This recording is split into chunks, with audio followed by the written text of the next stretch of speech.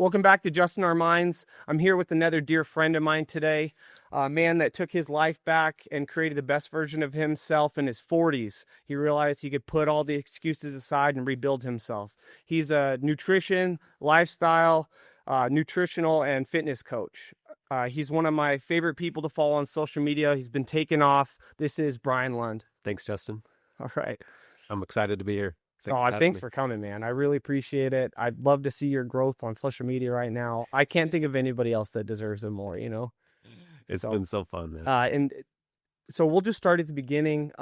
Maybe not like the beginning of life, but we'd start at the beginning of coaching. There we go. And beginning of your story when it comes to like when you decided to take the reins back in your life. Okay. That sounds good. Yeah. I mean, I was at 39. I had a bit of a health scare. At the time, I was a stockbroker at Morgan Stanley. I had been in finance for 15 years, basically just rotting behind the computer for 8 or 9 hours a day. Just not doing well. Had a health scare, and was meeting with my doctor. Had met with him 3 or 4 times. He was doing the physical. He basically measured me, weighed me, did all that, took all my measurements, and he didn't even have to say anything. Like, he brought out the BMI chart, and he just pointed where I was at, and my jaw about dropped because I did not consider myself an obese person. Like, I just didn't see myself like that, but that was the reality. And I'll never forget his words that day, dude. Like, and it was kind of after the appointment. He was talking to me kind of like a friend, and I'll never forget his words. He had his hand on my shoulder. He said, "Brian, you may run into some problems that could otherwise be avoided if you do something about it now." And I don't know what it was in that moment, Justin, but something just hit me. Like, it was like lightning, dude. Something hit me, and it was a massive wake-up call. Like, it was just a flash of awareness, I guess. That's how I would call it. And so I told him, I committed. I was like, okay, say less. I'm going to get in shape. I'm going to lose the weight, and I'm going to get in shape. And so it was that day that I made the decision to do it.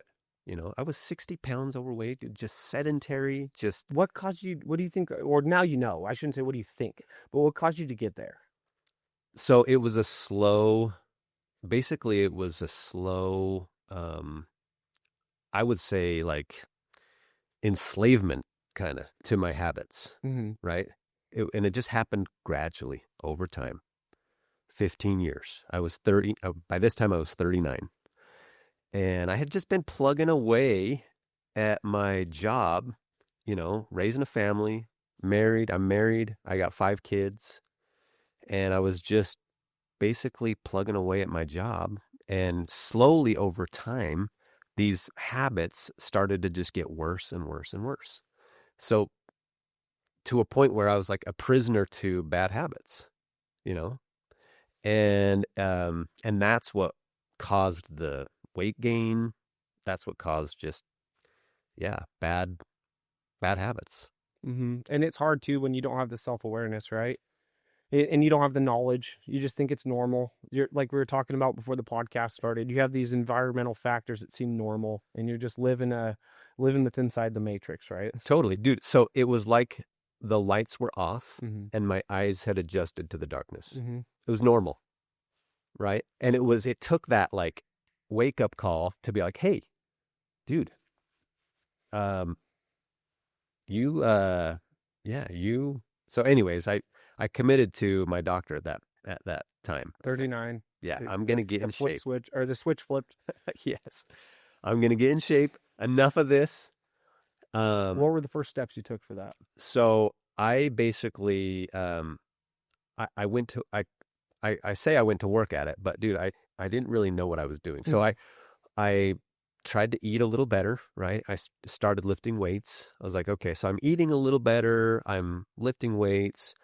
But over 3 months, I lost a total of 2 pounds. And it was like, so I was like, okay, I obviously don't know what I'm doing. I don't know what I'm doing. So it was at that point that I hired my first coach. And Justin, like that changed everything for me. That literally changed everything for me. And so it took me 8 months, but I lost those 60 pounds. Mm-hmm. And it gave me a brand new life, dude.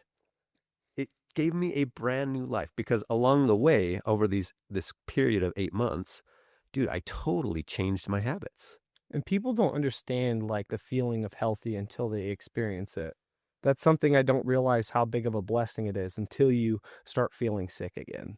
Like it's so underrated. Like the amount of awesomeness you feel when you're living a strong, healthy life. Dude, it's crazy. So, to be like big and like no muscle tissue or very little muscle tissue, just basically a blob or Mm-hmm. basically soft, right? Mm-hmm. To change into like very lean, but also very strong, it's night and day difference, dude. It's Night like day. it's like walking on a cloud. Mm-hmm. And like springiness and athleticism and like all of that stuff came like just was such a mind-blowing experience for me. Like it was so life-changing. And, along the way, right? Like I started to just have these thoughts of like, oh my gosh, I'm so impacted by this process. And I was already I was already disenfranchised with what I was doing at work, right? I had been at it for 15 years. I was waiting for a couple guys ahead of me to retire so that I could maybe move up into another, Mm-hmm. position. And I was just like, I was already just disenchanted by the work, um, corporate America, big Fortune 500 company, the environment, the culture, not great. You're probably a number there, right? You're not like they know your name, but it's not. It's very. That's something in the last 2 years I kind of stepped back into the role of trying out a few positions and stuff like that on the side or spending some time there. And yeah, it's just like it feels fake a lot of the time. Like Yeah, it is. It's not genuine. dude, I was like just a face in a crowd. Mm-hmm. And yeah, so I was so impacted by this process of being coached, and like going through this experience, um, that I started to have these thoughts of like, oh my gosh, like, what if I did this? Like, what if I could actually do something like this? Mm-hmm. You know, what if I, you know, had this opportunity? And I started like envisioning that, you know, um, as I was getting my steps in, as I was, going on my walks, as I was doing my workouts, as I was doing all of the stuff, um, I envisioned this future version of life where I was a coach, like where I was actually impacting people, like helping people make positive change in their life. And I painted this vision, dude, and I ran that vision over and over and over and over in my mind. Just, it was like at the forefront of my mind. And so I got those 60 pounds off. Um, and I was so impacted that it was at that point that I started coaching part time. I still had responsibilities, bills, mortgage, like all of these things to pay. So I had to maintain my full-time job, but I started coaching part-time in the evening. And it was a work that I was thrilled about. Like it was a work that I was excited to do. I'd get done with my job at Morgan Stanley and I'd be like just fired up to like begin my work in coaching for the day. So, um,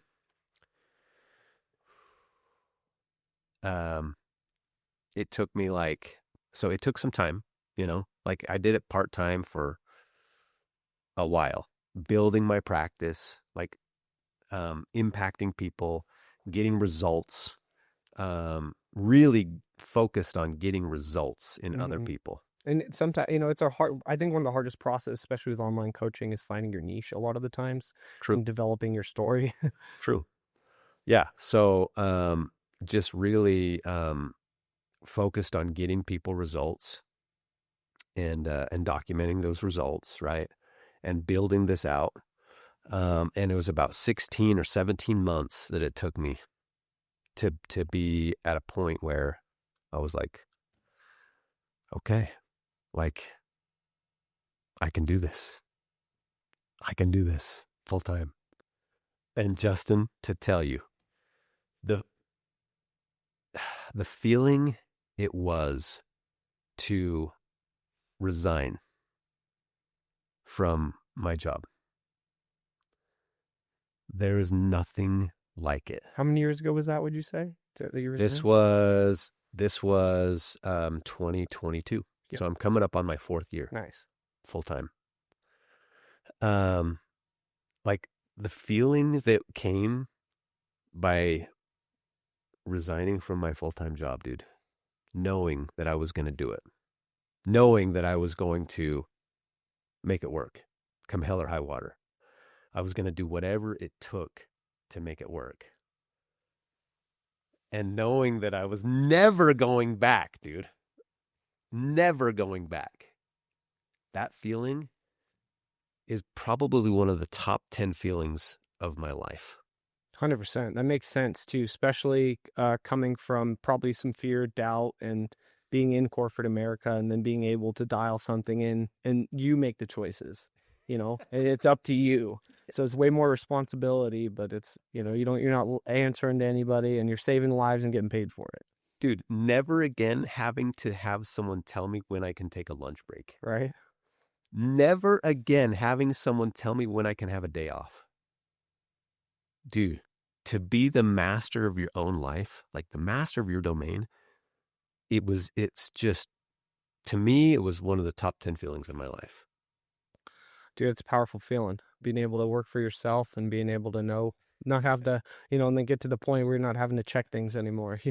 You could take those trips, and you could take those vacations, and then, like, social media starts taking off, and you're impacting way more. Dude, it's been so fun. Like, it has been so fun. And I'll tell you, like, yes, it's been fun, but I'll tell you also, Justin, like, it's been harrowing. Like, there were months that were just, in the beginning, harrowing. Yeah. Like, am I actually going to be able to do this? Like, am I doing that? There was so many harrowing moments. Yeah, and that's the thing, is a lot of people don't understand. It sounds good on paper, but like, it's like that whole, the picture of the glacier. You can only see what's on the top. You don't see the whole structure beneath. Mm-hmm. And there's days, months, and years, but for some people, that they're like, what? Or peaks and valleys. Like, you have 3 good months. The next thing you know, you have 4 or 5 that aren't as strong, especially like this time of the year. And you're like, ugh, did I over leverage myself? Like, where am I at now? Did I make a mistake? So the progress was not linear. Dude, it was not linear. It was like this. I mean, it was up and down and crazy and just all over the place, roller coaster, you know? And it was like in the weeds, I'm just like pulling my hair out, I'm waking up early. I'm like 16, 17-hour days in the beginning, like grinding, trying to get this to happen. Trying to figure things out, dude. Before I had things figured out, I was just floundering. Mm-hmm. Floundering. It's hard to in entrepreneurship to not feel like you're surviving a lot of the time, right? Totally. You're just swimming with the one fin, like, Yeah. was it Nemo? Just making circles. Dude, that's exactly how it felt some days. Yeah. And I just have to like credit my wife for her support and patience and like diligence in just being my peace and like letting me have peace or supporting my peace. That was like, there's no way I would have been able to do this without her, like standing right by my side, basically supporting me through the whole thing. 100%. And my kids, dude, my kids, Justin, like this was the big reason. This was one of the biggest reasons why I made this decision. Like I went on this journey basically is because if we want to talk, like talking about reasons why and stuff, this was like one of the biggest reasons why was to show my kids that you truly can do anything you set your mind to.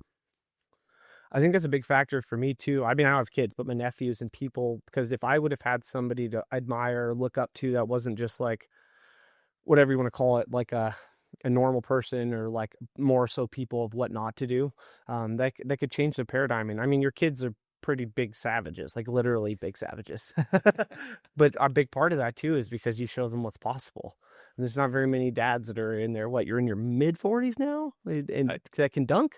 I turned 44 this year. Yeah, they can dunk. And we're still just pushing sleds, bowling, ice baths, like pushing hard in terms of athleticism. Taking weekends out in the snow. Like what brought about that? Like I wanted to know some of these. What stimulated you to be out in the mountains with your kids? I just see them on social media posting these things, and I'm like, dang. Yeah. So it was their idea actually. They're like, hey, let's go winter camping. I was like, I'm game, man. Let's do it. So, no, like being able to just, like be game and be down for things they want to do, like active things they want to do, you know? And I think people have excuses. They don't realize it's inflammation, bad habits, and excuses. Age isn't a disease. Like it's not a death sentence. You can move forward without it. And all of us have excuses, even at every level, but it's just having the awareness to be able to break that, right? Huge. Well, and the thing is too, is like, we are living in a time where, like, what a time to be alive, honestly. Yeah, it's the easiest way to, like, it, in a lot of ways. I mean, don't get me wrong. There's the dopamine hits and social media. So there are other factors that make it feel hard. Yeah. You know, so then, but at the same time, like there's so many ways to make so many things in this lifetime. Like it's crazy. It's wild that, you know, you're 100% right. What a time to be alive. It's easier than ever, but it's also harder than ever. There's so many distractions. That's exactly it. And you don't even realize it. Yeah. And so you basically, in my case anyways, I had to be focused and I had to just cut out the noise and like really focus on what I was doing and lock in. Yeah. So, but dude, like even through the grind, even through like the hardest parts of this, like I said, there was harrowing moments. There were harrowing months, right?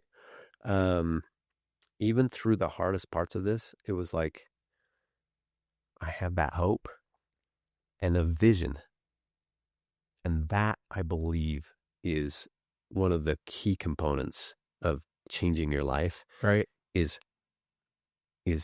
developing and running that vision over and over and over and over. Got to have faith, whether it's in God, yourself, your family, everything, or it should be a combination of everything. But you gotta have faith and purpose in something. Yes, I believe that vision, you work it out in conjunction with God, right? So your vision is between you and God, and God helps you. He basically puts that vision in your heart, and you open your heart, you get that message, and you don't hesitate on it. You attack. You go. And it's been awesome, dude. Yeah, the floodgates open, right? I could see it. It reminds me. So, yeah, it's just been wild. And here we are, coming up on 4 years since I resigned from corporate America, never going back. And it's wild, Justin, like the habits the habits are one of the biggest things too, because you change your habits and you start to work on these habits and you put them in place every day. I'm sure because you've had hundreds of clients now, right? I'm not sure if you're in the thousands. Yeah, possibly, but and then I'm sure you see a lot of similarities. And what would you say are some of the biggest excuses you see with clients? So it's case by case, right? Everyone's different. I truly do believe that it comes down to habits, though. So when you start to put in place these habits, after you get rep after rep after rep after rep after rep of doing these good things, you're just doing good things every day. They start to form your lifestyle, right? Your habits form your lifestyle, and your lifestyle eventually forms your identity. Mm-hmm. So you basically, this becomes these good things that you do, it becomes part of your identity. It's not your whole identity, Mm-hmm. right?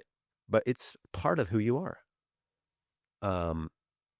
Whereas before I never worked out, I never ate right, I had a routine of lunchtime would hit, I'd get in my car and I wouldn't even, it's non-conscious, no thought at all. I'd get in my car, I'd drive down we have a place here in Utah called JCW's. It's a burger place.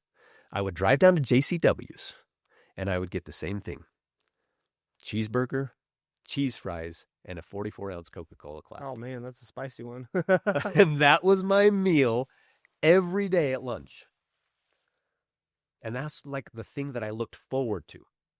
That was like what got me out of bed in the morning is, well, at least I get to go to JCW's for lunch. Dude, how sad. Sad. That was the thing that got me out of bed? And poison too.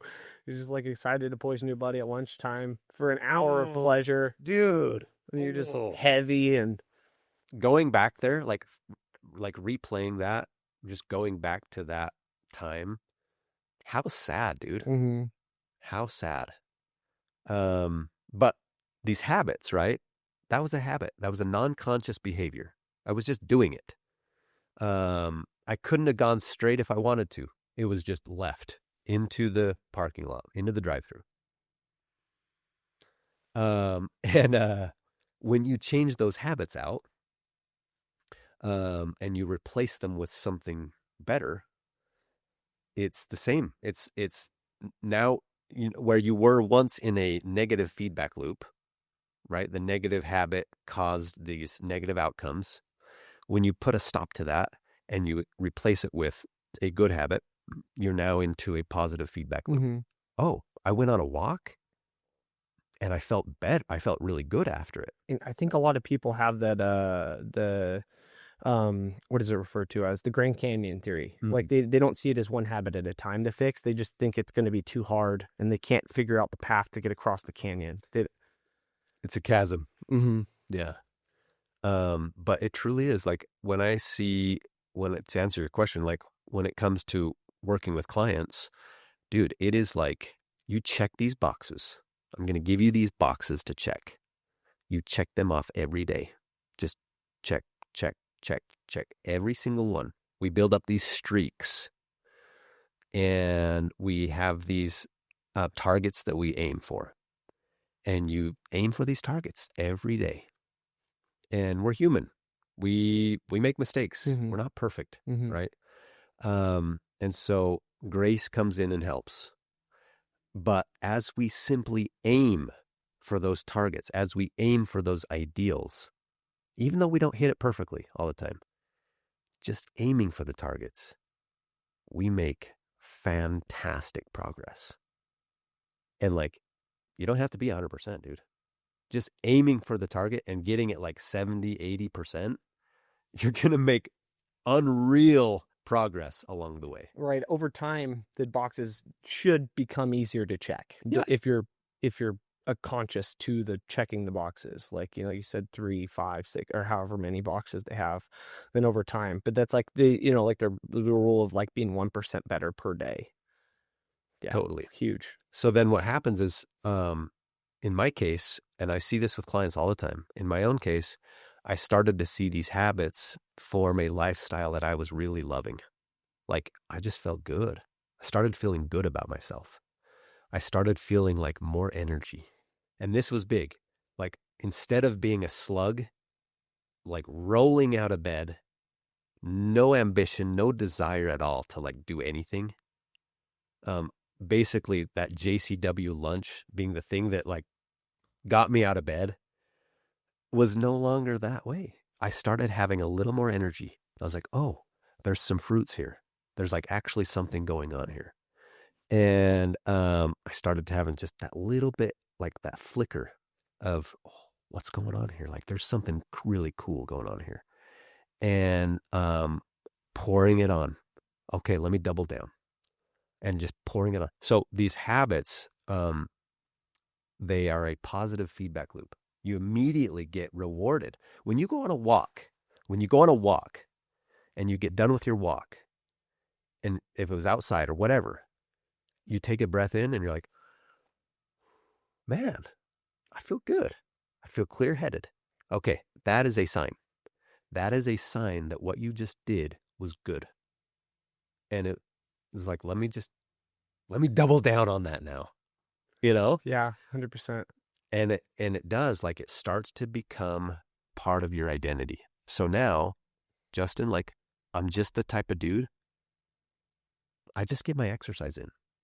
That's just who I am. Yeah, non-negotiable. Yeah. It's not even something I think about. It's like, that's just part of who I am. I just get my workout in every day. Well, and that too, you know, to probably what is it, like the 30-10 rule too. If you get too deep in the weeds sometimes with clients, and you go take a walk or something and you can recalibrate, and, you know, get your blood pumping, your body's a hydraulic system, and you're able to move again. You sit back down.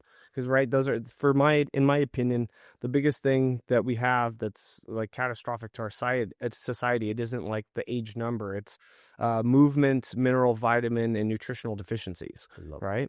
And then apparently self-talk, things like that too. But people don't realize once you start stacking the good habits, usually your internal dialogue can start to change a little bit. And then coaches and stuff help too, because then you might not know how many weeds you have in that garden. Totally. And then restructuring the mind, and then just being able to have confidence in yourself too. I think that's a big one. Is like people don't realize with food addictions, porn, stimulus, whatever it is, we're overstimulated population, then you end up like stop, because you always lie to yourself and you never trust the version of wherever you're going. So like then your compass is just spinning and you can't trust the destination it chooses, right? That's right. Yeah, that's right. Wild though, because you're, you know, when we get into this conversation about identity, that is when you really start to see some permanence with this. Because like I said, I'm just the type of dude, I just eat right. Mm-hmm. I just eat right. I don't think about it anymore. I have a high protein diet that's how I eat. Right. So when you start having dialogue like that with others and with yourself, you know that it's truly becoming part of who you are. I'm just the type of dude, I just eat right. I'm just the type of dude, I don't eat excessively. I don't overeat. And it's a weird society that it's like, it's embarrassing for people to say that they're eating healthier. So then you get to a point where you're like, I don't care. I'm just going to preach to the mountaintops. If people don't like it, not my people, unfortunately. That's right. Or they'll come back around and right. then next thing you know, they're on your program. That's huge. It's huge. And right, it's not just like physical too. It's like energetic. It's like the vibrational frequency you start emitting, and you attract things. Like it's not just manifestation. It's being able, because I've been on both sides of the coin. I've been at high levels of all sobriety and things like that, and eating healthy and doing all these things. And then I've also been on the low end of it, and more again recently in the last couple of years of experience. I tried drinking again after 6 years. Stupid. It funks you up. Yeah. Across the board. And I think that's a big thing, because you could see it. You emanate this thing now all the time. It's wild, man. It is wild. You talk about like the energy of this, and what you attract. When you feel good about yourself, you project that out. Like if you do the things, these little habits, right, that just build your mood your vibration, your frequency. Mm-hmm. If you do these things that just build your mood up, you project that out into the world. And then whatever you're projecting out into the world is reflected right back to you. Right? Mm-hmm. So, Because we both know some high level coaches that just speak out of anger and different things like that too. We both we used to watch some of them, and I just see the difference between you and some other people, and it's just like hard. You don't want to what you take in or what you think. You're always going to admit that, and you don't realize that you push that out back out into the universe. that's right. Like if you have like this toxic internal dialogue or whatever that causes you to have that thing, you're going to admit that outward, and it's so much easier to become a victim in your own life. Oh yeah, when you're not. yeah. So yeah, it's just crazy because you can take that and be like, all right, well, I'm now in like this really awesome positive feedback loop because I feel good. I project that out. It helps other people feel good. Mm-hmm. And then they reflect that right back to me. It's this really cool positive feedback loop, man. You feel good. You help other people feel good. They reflect that right back to you. And it's just like, I cannot be stopped. Yeah. I can't be stopped. It's empowering. Mm-hmm. It's totally empowering. And I'm just grateful, dude. Like, I'm seriously grateful for this process. And that's a superpower, is like being grateful, because you can make money, you can do all these things, and you can just have lack of gratitude, and it can be sabotage in itself. Because I know we've all been there, the days. It's so easy to look at the things that you're not going right in front of you and not see all the beauty behind you. Yeah. You're looking at the one rain cloud and everything else around you is bright and sunny. Yeah. With no inversion. Dude, it's so funny. Like, I'm just really grateful for this process because I've seen what it is on the other side. And looking back, hindsight's 2020, man. When I look back at 39, when I had that health scare, I was not doing the right habit. Like, I just didn't have good habits. Mm-hmm. Had terrible habits. And I see it very clearly now. My habits were trash. And you change those habits and life just keeps getting better and better and better and better. Making more money than I've ever made in my life. I mean, I was like Morgan Stanley finance, 15 years trying to build.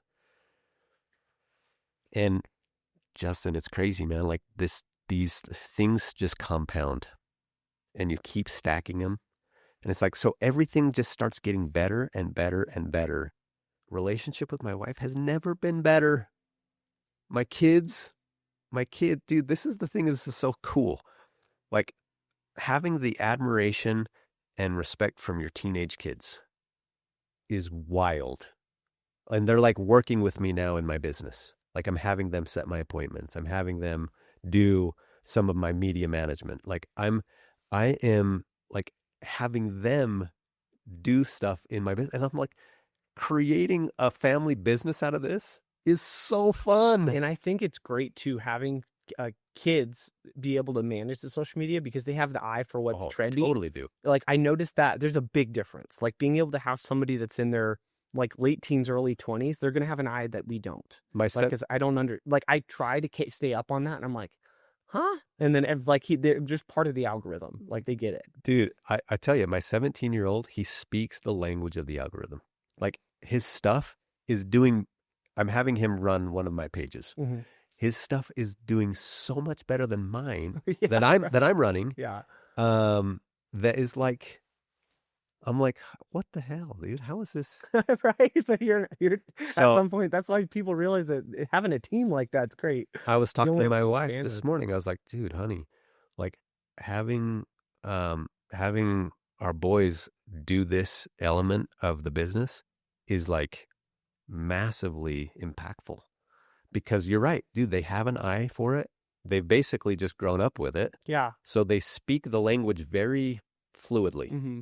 And they're creative, and they see you in a different light than you see yourself. That's true too. So they see all the positive and I mean, they know you well enough to be able to point out stuff. Absolutely. Like Andrew and everybody else, like we're not going to see the same thing here. Like setting up sets, having lighting certain areas. It's just That's right. And give you some macros and give you some sweet workouts. But like having that to be, I've noticed that a lot. Like over the years, I'm like, man, just the younger eye is just so much better at this. I know. And just being able to admit that. So like I'm really excited for the future, Justin, and I'm just really optimistic. So you're saying maybe making an exit out of Utah, huh? So as like we were saying, we were in Texas a couple weeks ago. We went down and watched the Utes play Baylor, and I'm just like, man, maybe a home out of Utah is not a bad idea. Yeah, and I think too, just some of those things too, if you look at like how expensive things are here compared to some of the other states, Yeah. like even go to like Arkansas, I'm like, I was looking at there was a 6-bedroom house on 3 acres with a saltwater pool, and it was less than 400,000. Wild. For the house. I'm like, what? Wild. And then you go out, depending on what you want. I mean, even there, I'm sure Austin, it's probably cheaper than here. So we were looking at stuff in Texas and we're like, oh my gosh, look at what you can get. Right? Look at what Then you have your compound, right? Your fitness compound. Really though, dude. Like a ranch. No, but like you look at what you could get outside of the Salt Lake Valley. Mm-hmm. Like the Salt Lake Valley is really like it's astronomically expensive. It's a bubble. And it's just going to get more expensive. And then now too, like where you're at, like that side of town is those houses are going to go, like you're probably going to double again whatever your value is. It's like, and the thing with living in the Salt Lake Valley is like we are totally landlocked between these two mountain ranges, and everyone wants to live in the valley. Mm-hmm. And it's just like, well, you could, so the prices are just astronomical here. And so a lot of the builds aren't worth it either. They're I know. hip houses, and really hollow. Like the townhouse we used to live in when I first met you, the walls were like hollow. It was like paper thin, and now that thing's worth like 650. It's crazy, $1,000. I'm like, what? And it was wild. It was made for like 30 grand. Really though. Yeah, because I used to build houses, so I get it. Yeah, it's like watching, especially out here, like going from California to here and seeing how many. I mean, this is also 2012, and I was doing it out here, but it was just such a different thing. Like just like how quick the kit houses, things like that. Like there's so many loopholes that you could just pass through back then. It's crazy. Yeah, you didn't have to get a bunch of. You have to have like a crazy amount of inspectors in California. Out here, it was nothing. Like it was just like there's so many little loopholes about putting houses up. What are some of the things that you think that our society needs from other apparently habits? But what are some of the things that you see maybe through men in general? If we just want to talk men or people like men, women, because I think it can be a little different between the two. And what would you say are some of the driving factors that are pushing our society in the wrong direction? So, totally, isolation is, I think, for both men and women. Isolation, I think, at some points can be good. At other points, it can be massively detrimental. Mm-hmm. I think there comes a time in every man's life where, yes, he does go into the dark, and yes, he isolates for a season of building. There's a difference between isolating yourself because you're building and isolating yourself because you're depressed. Mm-hmm. So, in my opinion, isolation in a negative way is one of the worst things for our society. We need community. Mm-hmm. We need community. So, for men, speaking about this, for men in general, a community of high-level dudes. If you can get yourself in an environment with high-level dudes, you absolutely level up. You basically have to. You have to level up. Mm-hmm. There's no like way around it. Mm-hmm. And sometimes you got to accept it, right? You just got to be in the room with the lions. Yeah, and like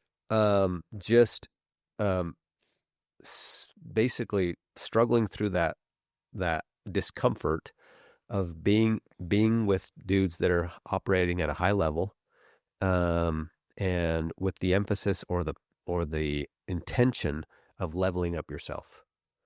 So community, huge. Your inputs, your environment, right? If you change those environmental factors, those inputs of like who you hang out with, your output gets massively um, magnified. And that's what we are talking about before too. I think that's been one of my biggest downfalls. Nutrition, not a problem. Non-negotiable for the gym all the time. But uh, there's been internal dialogue, and right now in the last year, I've isolated myself more than anything. And I think you do, like, it happens if you're not feeling your best or whatever. Then factors change, but it's the environmental factors, like people you hang around, whatever. You can be friends with people, or you can still, but you don't have to hang out with them, and you got to choose to like respect yourself more than the situation. Totally agree. Because you could feel bad. There's a friendships or that survivor's guilt or whatever, and it's not that you're doing anything to harm them. It's not that you don't like them. It's just that you can't support bad habits, especially if you're going through a time where it's easier. You're more susceptible. Yes, to these negative environments. Interesting point of conversation there, because as you have this, this like strengthening of the will that happens. And that internal dialogue of like, okay, this is my code of conduct. I don't waver from my code of conduct in terms of like some of these habits, right? Non-negotiables about your nutrition, about your exercise, about your drugs and alcohol, about your sleep, even about some of these things. That was one thing that threw me for a loop when I tried doing the Watson method of less sleep, more daytime. I couldn't do it. I got depressed from it. Like, it made me brain dead. Yeah, sleep is massive. I think that is like, obviously, that's, I think, obvious, right? A lot of guys don't really put very much emphasis on it, to their detriment, to their to their ultimate detriment. Yeah. So from a society standpoint, I really do think that men need, if they're going to isolate, let it be a time for them to build themselves and like really go into the dark, winter arc type stuff, lock in and be locked in. Go into the dark, come out of the cave a different man. Like, is that what Batman? Is that Batman?